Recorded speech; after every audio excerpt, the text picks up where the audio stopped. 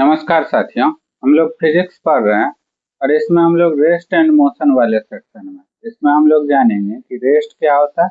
तो आपने जाना कि यदि कोई वस्तु समय में परिवर्तन के साथ अपने स्थान में परिवर्तन नहीं कर रहा, मान लेते हैं कि इस एक्सिस पर अगर हम टाइम को रखते हैं और इस एक्सिस पर उसके डिस्टेंस को रखें, तो अगर आप कहिएगा कि समय बदल रहा, ठीक है, और इस पार्टिकल का ये दूरी मान लेते हैं 5 मीटर है, तो ये जहां पर है वहीं पर स्थिर है। समय तो बदल रहा, मान लीजिए कि 30 मिनट में यहाँ था, 60 मिनट में यहाँ आ गया, 90 मिनट में यहाँ, और मान लेते हैं कि 120 मिनट यहाँ हमने रखा। इस एक्सिस पर हम टाइम को रख रहे हैं और इस एक्सिस पर हम अगर डिस्टेंस को रखें, दूरी को रखें, तो आप देखिएगा कि समय तो बदल रहा है लेकिन वस्तु के द्वारा तय की गई दूरी में कोई परिवर्तन नहीं हो रहा है। इस स्थिति को आप स्टेट ऑफ रेस्ट कहेंगे, विरामावस्था कहेंगे, ठीक है। अब गति की चर्चा करें तो गति के बारे में हमने जाना कि अगर समय बदल रहा हो, इसके साथ साथ वस्तु के स्थान में भी परिवर्तन हो रहा हो, ठीक है। अगर आप देखें कि 30 में अभी हम किसी वस्तु को देखें, थोड़ी देर बाद और आके देखते हैं वस्तु अपने स्थान में परिवर्तन कर ले, तो इस अवस्था को गति की अवस्था कहते हैं, ठीक है। गति की अवस्था स्टेट ऑफ मोशन कहते हैं, मतलब गति की अवस्था कहते हैं। और इसी चीज में हमने जाना कि अगर कोई वस्तु गति कर रही हो, तो गति कर रही वस्तु जिस पाथ पर चलती, जिस रास्ते पर चलती, उसकी वास्तविक लंबाई को, एक्चुअल पाथ लेंथ को हम लोग डिस्टेंस कहते हैं। डिस्टेंस क्या होता है? स्केलर क्वांटिटी होता है। डिस्टेंस का मान कभी भी निगेटिव नहीं हो सकता है। और इसकी इकाई के बारे में जाना हमने कि इसकी इकाई का मान जो होता है वो क्या होता है? मीटर होता है। और इसके डायमेंशन को भी हमने लिखा था कुछ इस प्रकार से, यहाँ पे मास का कोई टर्म नहीं होता, लेंथ के लिए एल लिखते हैं और टाइम का कोई टर्म नहीं होता, तो यहाँ पर हम लोग इसके लिए 0 लिखते हैं, ठीक है। अगला जो चीज हमने जाना था उसको हमने डिस्प्लेसमेंट कहा था, जिसको आप विस्थापन कहते हैं। विस्थापन की बात करें तो इसके बारे में आपको बताया गया कि ये वेक्टर क्वांटिटी है, ठीक है। अब इसमें क्या होता है? डायरेक्शन एसोसिएटेड होता है। अब डायरेक्शन एसोसिएटेड होता है तो इसको हम लोग कैलकुलेट कैसे करते हैं? तो कोई वस्तु जहां से चलना प्रारंभ करी और जहां पर वह अंततः पहुंच गई, उसके बीच का जो शॉर्टेस्ट पाथ लेंथ होगा, जैसे मान लीजिए पार्टिकल ए से चलना चालू किया और बी पर पहुंच गया, मान लेते हैं ये पाथ को फॉलो किया होगा या इस पाथ को फॉलो किया होगा, लेकिन अगर हमको डिस्प्लेसमेंट निकालना होगा तो ए से बी के बीच की जो न्यूनतम दूरी वाला पाथ होगा उसी को हमने डिस्प्लेसमेंट कहा था। विस्थापन इसी को कहा गया था, ठीक है। और इसके बारे में कहा गया कि ये क्या है? वेक्टर क्वांटिटी है। और मान लीजिए वेक्टर क्वांटिटी है तो इसमें डायरेक्शन एसोसिएटेड होगा। मान लीजिए कि कोई पार्टिकल ओरिजिन से चलना चालू किया, 5 मीटर वो मान लेते हैं कि ईस्ट दिशा में पूरब चला, ठीक है। फिर यहाँ पर रुका, फिर वो जो है वो 10 मीटर जो है वो वेस्ट डायरेक्शन में चला गया। तो इस स्थिति में देखिए कि 5 मीटर आने पर वो ओरिजिन पे पहुंच गया, तो ओरिजिन पर जब आया तो डिस्प्लेसमेंट 0, क्योंकि जहां से चलना प्रारंभ किया था वहीं पर पहुंच गया।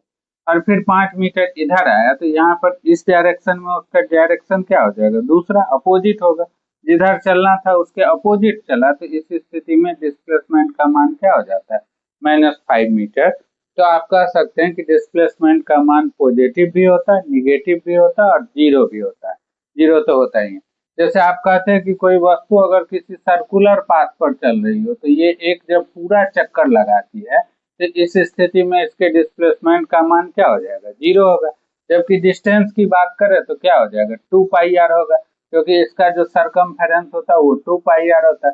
तो डिस्टेंस तो जिस पाथ पर चला उसकी वास्तविक लंबाई, लेकिन अगर वस्तु जहां से चलना प्रारंभ किया और जहां पर अंततः पहुंच गया तो उसके बीच की न्यूनतम दूरी क्या हो गई? कुछ नहीं होगी, क्योंकि ये सर्कुलर पाथ पर चला है। तो इस स्थिति में डिस्प्लेसमेंट का मान क्या होता है? 0।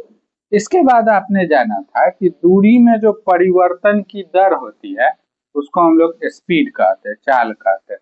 चाल अगर ज्ञात करना होगा तो किसी वस्तु के दूरी में परिवर्तन की दर, जिस दर से दूरी बदल रही होती है, उसी को चाल कहते हैं। और आपने जाना था कि चाल जो होता है, स्पीड जो होता है, वो स्केलर क्वांटिटी होता है। और चाल बराबर आपने जाना कि अगर हम स्पीड की बात करें तो ये दूरी में परिवर्तन की दर है, यानी दूरी बटा समय। तो इसके लिए आप ऐसा लिख सकते हैं कि डिस्टेंस की इकाई क्या, मीटर, और समय की इकाई क्या, सेकेंड। तो इसके लिए आप लिखते हैं मीटर पर सेकेंड, ये इसका यूनिट लिखते हैं, ठीक है। अब इसके बाद इसके डायमेंशन की बात करें तो यहाँ पर मास का कोई टर्म नहीं होता, तो m का पावर 0। मीटर किसके लिए लिखते हैं, एल, लेंथ के लिए। तो लेंथ के लिए जो हम डायमेंशन लिखते वक्त लिखते हैं वो कैपिटल एल लिखते हैं। और यहाँ पर टाइम का भी टर्म है तो t का पावर -1, यानी m0 l t का पावर -1, ऐसा इसका डायमेंशन लिखते हैं। अब अगला चीज है हमें जानना वेलोसिटी के बारे में, जिसको आप वेग कहते हैं। वेग के बारे में ध्यान रखिएगा कि ये वेक्टर क्वांटिटी है। वेग की बात करें तो वेक्टर क्वांटिटी है। जहां पर भी वेग की बात करते हैं तो डायरेक्शन एसोसिएटेड होता है, डायरेक्शन उसके साथ जुड़ा होता है। कहीं पर भी यदि डायरेक्शन का सेंस नहीं हो, जैसे आप नाव की चाल कहते हैं, क्योंकि दिशा वो इधर उधर चल रहा है, ठीक है। अगर वेग कहेंगे तो एक निश्चित दिशा को दिखाना होगा। आप प्रकाश की चाल कहते हैं ना, प्रकाश सूर्य से निकलता, आप कहते 3 × 10⁸ मीटर पर सेकेंड। प्रकाश का वेग नहीं कहेंगे, वेग कहेंगे तो दिशा हमें बताना हो, है ना। ट्रेन की चाल कहते मतलब उसमें डायरेक्शन का कोई सेंस नहीं होता। अगर वेग कहें तो हमें डायरेक्शन बताना होगा, ठीक है। अब ये वेग क्या है, तो वेक्टर क्वांटिटी है। वेग को कैसे ज्ञात करते हैं, तो विस्थापन में परिवर्तन की दर को वेग कहते हैं। जिस दर से वस्तु का डिस्प्लेसमेंट चेंज कर रहा होगा उसी को वेलोसिटी कहते हैं। The rate of change of displacement are called velocity, इसको हम लोग कहते हैं। वेग की बात करें तो इसकी जो परिभाषा लिखते वो ऐसे लिखते, विस्थापन में परिवर्तन की दर, विस्थापन में परिवर्तन की जो दर होती है उसी को आप क्या कहते हैं, वेग कहते हैं। हाँ, तो इसको ऐसे लिख सकते हैं, rate of change of displacement. किसके रिस्पेक्ट में, ये किसके रिस्पेक्ट में लिखते हैं, ये ऐसे डेल्टा जो लिखते हैं इसका मतलब होता है चेंज को दिखाना, है ना, चेंज को दिखाना होता है। डिस्प्लेसमेंट में परिवर्तन की दर किसके रिस्पेक्ट में, टाइम के रिस्पेक्ट में, हाँ, समय किस दर से बदल रहा, ठीक है। तो एक बात ध्यान रखिएगा, विस्थापन में परिवर्तन की दर को, इसको आप क्या कहिएगा, वेलोसिटी कह दीजिए, ये वेलोसिटी होता है, ऐसा आप ध्यान रखिएगा। विस्थापन में परिवर्तन की दर को वेग कहते हैं, वेलोसिटी यहाँ पे वेक्टर क्वांटिटी हो गया। या इसको आप सिंपली ऐसे लिख सकते हैं, विस्थापन चेंज इन डिस्प्लेसमेंट बटा चेंज इन टाइम, यानी डिवाइडेड बाई टाइम होगा, ठीक है। तो विस्थापन के लिए आप जानते हैं कि ये मीटर लिखते हैं, और डिस्टेंस, ये समय के लिए क्या लिखते हैं, सेकेंड लिखते हैं। तो मीटर पर सेकेंड, इसका यूनिट आप कहिएगा क्या होगा, तो इसका जो यूनिट होगा वो मीटर पर सेकेंड होगा, ठीक है। ऐसा ध्यान रखते हैं। इसका वीमा लिखें, डायमेंशन लिखने की बात करें तो वीमा कुछ इस प्रकार से लिख सकते हैं, यहाँ पर मास का कोई टर्म नहीं होता है, तो m का पावर क्या होता है, 0। मीटर लेंथ के लिए तो l, सेकेंड टाइम के लिए तो t का पावर -1, m0 lt का पावर -1, ठीक है। अगला चीज आपको लिखना होगा कि ये क्या होता है, वेक्टर क्वांटिटी होता है, सदिश राशि होता है, इसको हम लोग वेक्टर क्वांटिटी कहते हैं। ये क्या है, सदिश राशि। इसके साथ एक इक्वेशन भी एसोसिएटेड होता है, फाइनल वेलोसिटी बराबर v बराबर u प्लस at लिखते हैं। लेकिन इसके बारे में हम जब a का के बारे में अभी नहीं जान रहे हैं, a के बारे में नहीं जान रहे हैं, तो a के बारे में जब हम लोग जान लेंगे, a को कहते हैं हम लोग एक्सीलरेशन, यानी त्वरण कहते हैं। तो फिर इसके बारे में आप डिटेल में जानिएगा कि कैसे हम लोग इसको कैलकुलेट करते हैं, ठीक है। फिलहाल आप ये दो चीजों के बारे में जानिए। एक है, मान लेते हैं कि एक ग्राफ दिया गया हो, दो ग्राफ आपके सामने हो, तो ये ध्यान रखिएगा, ये मान लेते हैं कि आपका इस एक्सिस पर हम लोग डिस्टेंस रखते हैं, ठीक है, दूरी रखते हैं इस एक्सिस पर, और इस एक्सिस पर समय रखते हैं, ठीक है, दूरी और ये समय, ठीक है।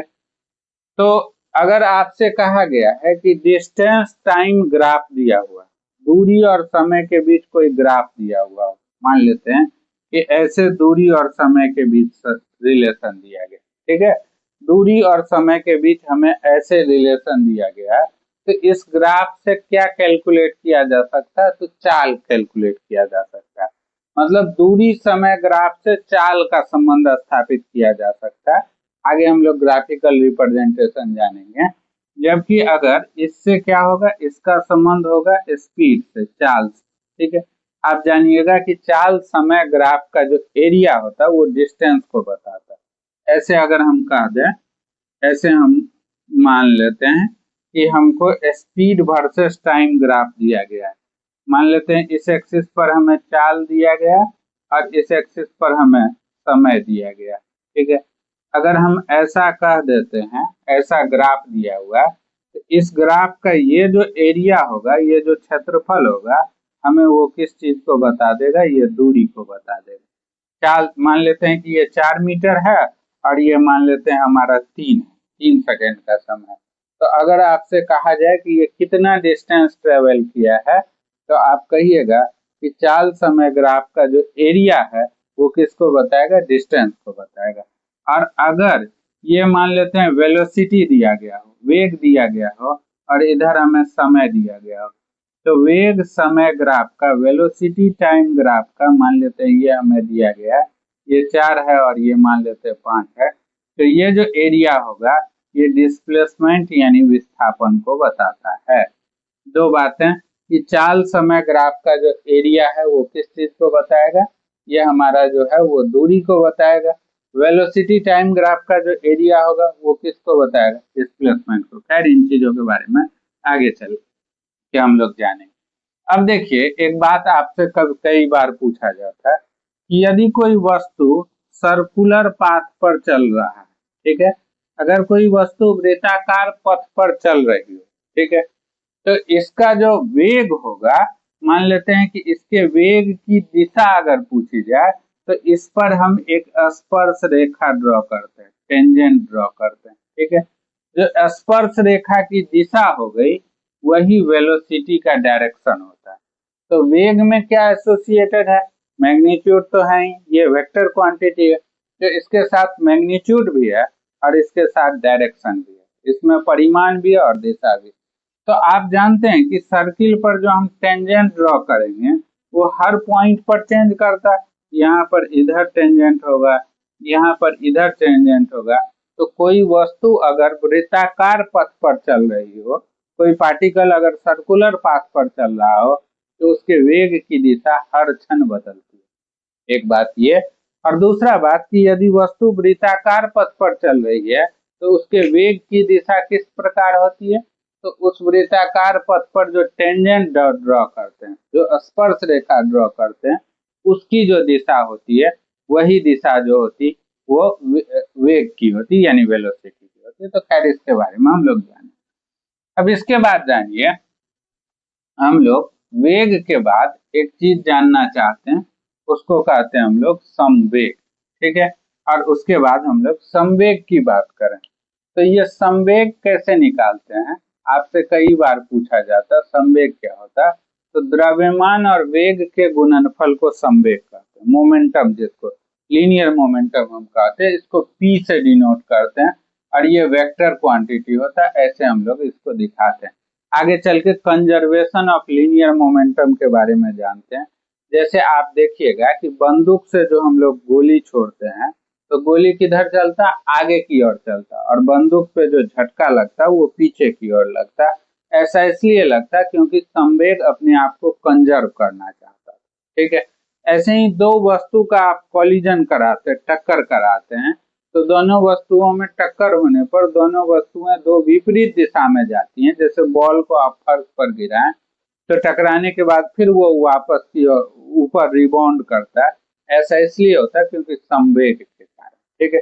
जो धनुष से हम लोग धनुष की कमानी को ऐसे खींच के धनुष को छोड़ते हैं, तो आप जानिएगा जो धनुष होता है वो कमान निकलता है, तीर निकलता है, तो उसमें भी संवेग का सिद्धांत कार्य करता है। तो इसके बारे में हम लोग जानते हैं। संवेग की बात करें तो ये क्या होता है, द्रव्यमान द्रव्यमान व वेग का गुणनफल, संवेग के बारे में पूछा जाए तो द्रव्यमान और वेग का ये क्या है, गुणनफल है। प्रोडक्ट ऑफ मास एंड आपका वेलोसिटी, इसके तो P बराबर हम लोग जो लिखते हैं वो m इंटू भी लिखते हैं, ऐसा आप ध्यान रखिएगा। P क्या है, वेक्टर क्वांटिटी है। पहला तो बात ये हो गया, ये सदिश राशि है यानी ये वेक्टर क्वांटिटी है, इसमें डायरेक्शन एसोसिएटेड रहता है, ठीक है।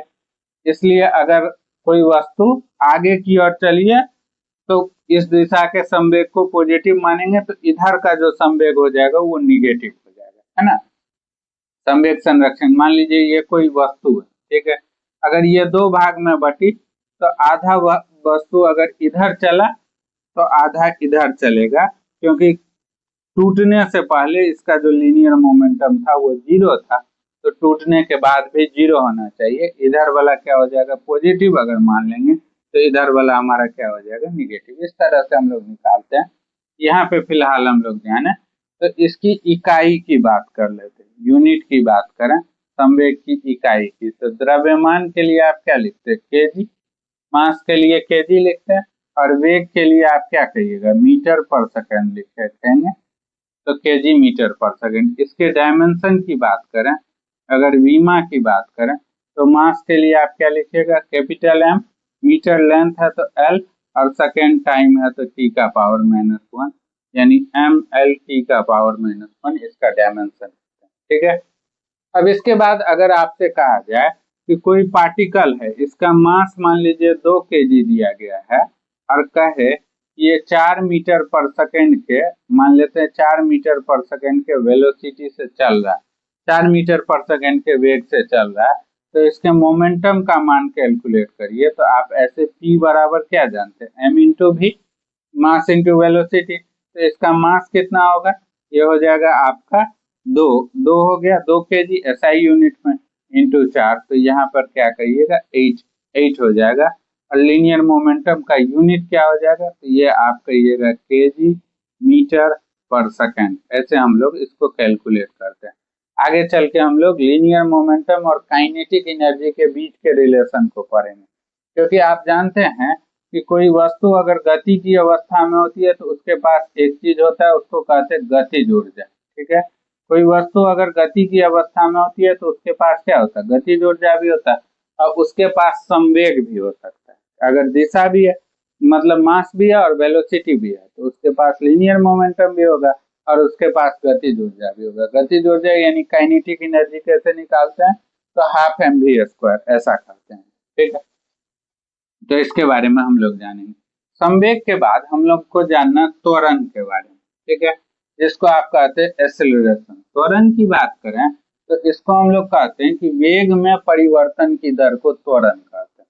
त्वरण यानी एक्सेलरेशन आपसे पूछा जाए कि क्या होता है, तो आप कहिएगा कि वेग में परिवर्तन की दर को, वेग में परिवर्तन, वेग में परिवर्तन की दर, वेग में परिवर्तन की दर को त्वरण कहते हैं।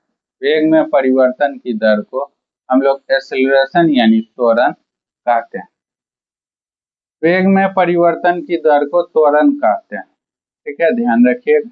वेग में परिवर्तन की दर को हम लोग क्या कहते हैं, त्वरण कहते हैं, ध्यान रखना। तो अगर आपसे त्वरण पूछा जाए तो क्या होगा, त्वरण की अगर बात करें तो rate of change of velocity, ठीक है, किसके रिस्पेक्ट में, टाइम के रिस्पेक्ट में। तो यहाँ पर आप कहिएगा वेग और बट्टा क्या हो जाएगा, वेग और बट्टा यहाँ पर समय, वेग में परिवर्तन की दर, या इसको कहते हैं हम लोग डेल्टा भी, परिवर्तन को हम लोग डेल्टा से दिखाते हैं, डेल्टा भी अपॉन डेल्टा टी, ऐसा हम लोग कहते हैं। फिर यहाँ पे अगर हम इसकी इकाई लिखना चाहें, अगर इसको और आगे बढ़ाते हैं तो त्वरण को ए कह दीजिएगा, एक्सेलरेशन को आप ए कहिएगा। ये वेक्टर क्वांटिटी है तो ऐसे हम लोग देखते हैं। परिवर्तन कैसे निकालते हैं, किसी चीज का अगर आपको परिवर्तन निकालना होगा तो फाइनल वेलोसिटी को, अंतिम वेग को हम लोग v से रिप्रेजेंट करते हैं। अंतिम वेग को प्रदर्शित करने का क्या तरीका होता है, v, और इनिशियल वेलोसिटी को प्रदर्शित करने का तरीका u, और टाइम में परिवर्तन की दर, मतलब final time minus initial time, ये तो टी ही होगा। ये स्केलर क्वांटिटी है, इसमें कोई डायरेक्शन नहीं होता, तो आप इसको क्रॉस मल्टीप्लाई कर दीजिए, तो ये हो जाएगा a इंटू टी बराबर v माइनस यू हो जाएगा। इसको इधर ले आए, इसको इधर अगर हम लाएं तो आप कह सकते हैं a into T plus you बराबर v, ऐसा आप कहते हैं। इसलिए आप पढ़ते हैं v बराबर u प्लस एटी होता है, ऐसा आप कहते हैं। फाइनल वेलोसिटी बराबर इनिशियल वेलोसिटी ए इंटू टी, ऐसा आप इक्वेशन पढ़ते हैं। ठीक है, इस इक्वेशन से रिलेटेड कई बार आपसे प्रश्न भी पूछे जाते हैं। अगर आपसे कहा जाए कि कोई वस्तु 2 मीटर पर सेकेंड के वेग से चलना प्रारंभ करी और इसके त्वरण का जो दर है, वो त्वरण जो है वो 4 मीटर पर सेकेंड स्क्वायर है और ये 5 सेकेंड तक चली, तो इसका अंतिम वेग क्या होगा, तो हम लोग इस प्रकार से निकाल पाएंगे। या प्रारंभिक वेग और अंतिम वेग दिया गया हो, समय दिया गया हो, तो हम त्वरण को भी कैलकुलेट कर पाएंगे, एक्सेलरेशन को भी कैलकुलेट करते हैं। इससे रिलेटेड प्रश्न कई बार पूछे जाते हैं। और एक चीज और जानिएगा कि अगर हमें वेलोसिटी टाइम ग्राफ दिया गया हो, अगर हमें ये वेग और समय के बीच ग्राफ दिया गया हो, ठीक है, वेग और समय ग्राफ दिया गया हो, ऐसा मान लेते हैं वेलोसिटी टाइम ग्राफ दिया गया, तो इसका जो स्लोप होता, इसका जो स्लोप होता, ये स्लोप कहते हैं m बराबर टेन थीटा, ये त्वरण को बताता है। ठीक है, ये वेलोसिटी टाइम ग्राफ का जो स्लोप होता है, वेलोसिटी टाइम ग्राफ का जो ढाल होता है, वो किसको बताता है, एक्सेलरेशन को बताता है। ठीक है, ध्यान रखिएगा कि वेग समय ग्राफ का ढाल स्लोप कैसे निकालते हैं, तो कोई भी मतलब कर्व जो है वो एक्स एक्सिस के साथ जो एंगल बनाता है, हाँ, एक्स एक्सिस के साथ एंटी क्लॉकवाइज डायरेक्शन में जो एंगल बनाता है, उसी को के टेन थीटा को हम लोग स्लोप यानी स्लोप कहते हैं या ढाल कहते हैं। तो स्लोप के बारे में आप पढ़ते होइएगा। तो फिलहाल यहाँ पर ध्यान रखना है कि वेग समय ग्राफ का जो ढाल होता है वो किस चीज को बताता, त्वरण को। वेग समय ग्राफ का जो ढाल होता वो त्वरण को बताता। ध्यान रखेंगे, वेग समय ग्राफ, वेग समय ग्राफ अगर दिया गया है, वेग समय ग्राफ का जो ढाल होता, जो स्लोप होता, ढाल त्वरण को प्रदर्शित करता है, त्वरण को बताता है। वेग समय ग्राफ का जो ढाल होता वो त्वरण को प्रदर्शित करता है, ये ध्यान रखना है। वेग समय ग्राफ का जो ढाल होता है वो एक्सेलरेशन यानी त्वरण को प्रदर्शित करता है। अब इस त्वरण की सहायता से आगे चल के हम लोग बल भी निकाल पाएंगे, क्योंकि F बराबर m इंटू ए कहते हैं। एक बात यहाँ पे लिख लें, ये पहला चीज कि ये कैसा क्वांटिटी है, ये आपका सदिश राशि है, वेक्टर क्वांटिटी है, सदिश राशि है। दूसरा बात आपको ये ध्यान रखना है कि इसकी इकाई कैसे लिखते हैं। अगर इसके इकाई की बात करें, कई बार इसके यूनिट से पूछा जाए, तो वेग का आप क्या लिखें, ये वेग बटा समय, तो वेग का क्या लिखते हैं, मीटर पर सेकेंड, और समय के लिए क्या लिखते हैं, सेकेंड। तो इसका जो यूनिट हो जाएगा वो मीटर पर सेकेंड स्क्वायर हो जाएगा। इसके विमा की बात करें, विमा की अगर बात करें, तो इसका डायमेंशन क्या हो जाएगा, मास का कोई टर्म नहीं है, m का पावर 0, मीटर किसके लिए, लेंथ के लिए तो l, और सेकेंड टाइम के लिए तो t का पावर माइनस। अब यहाँ से हम लोग न्यूटन के गति के नियम के बारे में जानेंगे। न्यूटन के गति के नियम की बात करें तो न्यूटन साहब ने गति से संबंधित 3 नियम दिए। गति के प्रथम नियम से जड़त्व एवं बल की परिभाषा मिलती है। ठीक है, ध्यान रखिएगा, न्यूटन ने गति से संबंधित 3 नियम दिए। न्यूटन के गति के प्रथम नियम से, पहले नियम से बल और जड़त्व की परिभाषा मिलती है। न्यूटन के गति के दूसरे नियम से इक्वेशन ऑफ फोर्स प्राप्त होता है, बल का व्यंजक प्राप्त होता है। और गति का जो तीसरा नियम है उससे हमें संवेग संरक्षण की कंजर्वेशन ऑफ लीनियर मोमेंटम के बारे में पता चलता है। अब न्यूटन के गति का पहला नियम कहता है कि यदि कोई वस्तु विरामावस्था में है, मतलब जैसे ये पार्टिकल है, ये रेस्ट में तो रेस्ट में रहेगी, और अगर मोशन में तो मोशन में ही रहेगी। कब तक? जब तक कि इस पर कोई बाहरी असंतुलित बल कार्य न कर रहा। जैसे एक बात आप ध्यान रखिएगा, ये एक पार्टिकल है, ठीक है। न्यूटन साहब कहते हैं ये पार्टिकल इस स्थान पर तब तक विरामावस्था में रहेगी जब तक इस पर कोई बाहरी, और एक बात और ध्यान रखिएगा, हम अनबैलेंस फोर्स कह रहे हैं। बैलेंस फोर्स और अनबैलेंस फोर्स क्या होता है?